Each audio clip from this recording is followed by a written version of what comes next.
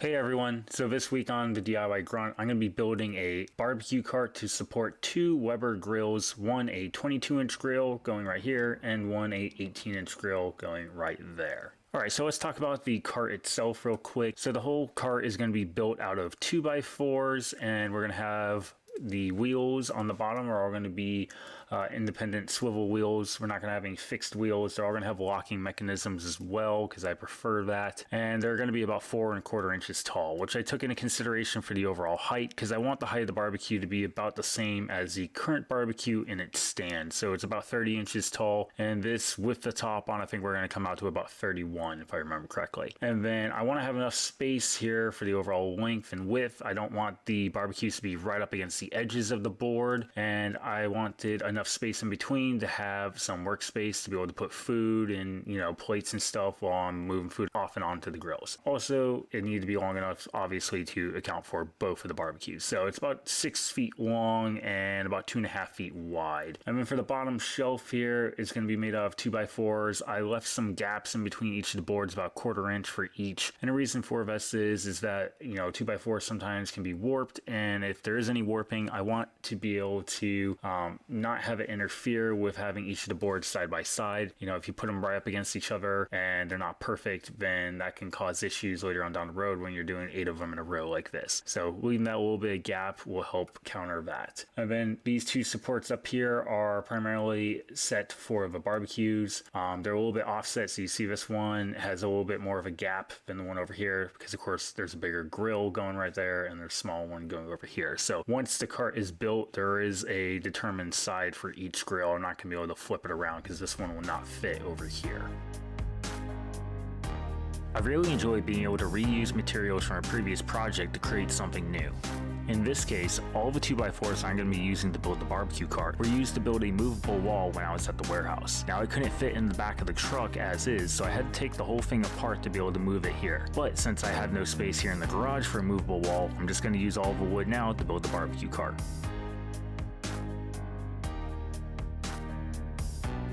Now, the downside to using 2x4s that have already been used before is that they all have screw holes in them from the previous project. So I'm going to cut the ends off of the boards because I don't need full-length boards for this project, but the screw holes that happen to be in the middle of any of these boards will probably have to be kept, so I'll just fill those with wood putty and then sand it down. I decided to paint my barbecue cart, and the main reason for that is because of what I intend to do to the top. Now, as you saw earlier during the SketchUp process, the cart is going to be black. Now, a lot of people tend to stain their barbecue carts. If you look online and you find barbecue cart plans, or you look on Pinterest where you can find a lot of different ideas for barbecue carts, they usually end up staining the carts. Now, of course, staining has a big advantage over paint in the fact that it dries much faster and you can touch it a lot quicker without it sticking to anything. The painting process for this was extremely long because I had to prime everything, flip everything over, and wait to make sure that nothing would stick to each other, and then of course put all the finish coats on, and I did do 2 coats of black paint on all the pieces of wood. I should mention that while I did end up putting 2 coats of finish paint on, I did wait to apply the second coat until after the cart was fully assembled. That way, if I damaged any of the paint during the initial assembly process, I was able to touch it up while applying that second coat once the whole cart was assembled. Now, it was a little harder to paint the cart at that point because you got to reach in and get under things, but it came out with a better finished look overall. To start the assembly process, I laid out the pieces for each of the box framed ends and then assembled them using pocket hole screws. Now, I will admit to making a mistake here. I should have drilled all of my pocket hole screws before I did my painting because of course now I've damaged my paint, but because I do the second coat of paint on the cart after it's fully assembled and that was already planned for, it's not really a huge deal. Also, as a little side note and tip, if you're new to DIY, there's no such thing as having too many clamps. I probably have about 24 right now, and there's definitely been 1 or 2 times where I wish I had a couple more, especially with my bigger clamps.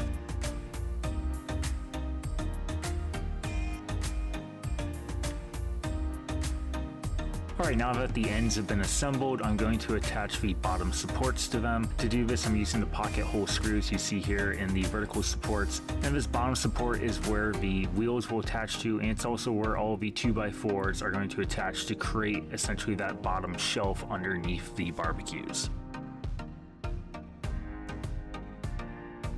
Now, to attach those 2x4s to create the bottom shelf, I'm going to drill 2 holes into both ends of the boards, and I'm going to use a countersink drill bit to do this. And the reason for that is I don't want any of my screws to be above the surface of the wood. I want them to be flush with the surface so I have a nice smooth shelf. I'm going to be starting by attaching the 2 outermost 2x4s since they will go flush with the ends. This will also attach both of the end box frames that I built earlier so that now I have essentially the beginnings of the cart.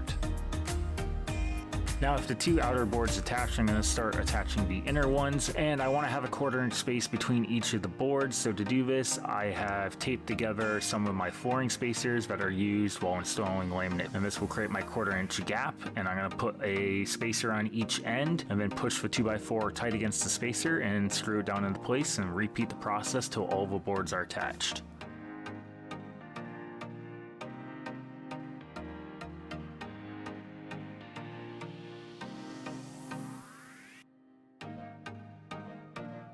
Next, I'm going to attach another 2x4 to the top of each of the end caps, and this is going to be on the inside. And the reason for this is one, I want to have a little more extra support here to support the tabletop, and 2, I find that if you don't properly clamp down 2x4 while using pocket hole screws to attach it, it can sometimes twist on you, and I don't want these 2 cross braces that I'm about to attach to twist during that process, so this board will stop it from doing that as well. Last of all, I'm going to attach the 2 middle supports here, and these have pocket hole screws on alternating sides to attach them to those cross braces, and those clamps are going to be used to help squeeze those sides inward so that these supports do not go anywhere when I'm attaching them.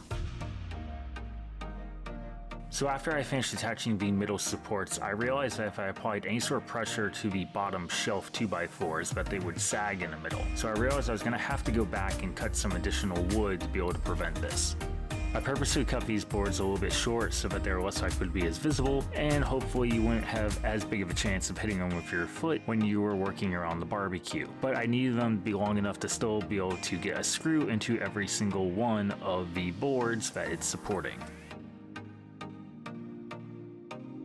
A big downside to having pocket hole screws in your wood projects for anything that's going to be outside is that those holes now become perfect areas for bugs to build nests in, especially mud daubers. And since I've got several of these holes in this cart and it's going to be sitting outside all the time, I do not want a bunch of mud dauber nests being built in there come summer. So they do sell pocket hole covers to be able to put in there, which are a little plastic piece that just slide into the hole and cap it off so that nothing can get inside of it. But mine are white, and I don't want those to be standing out here on my black cart, so I'm going to paint them all so that they are a little less noticeable in the end.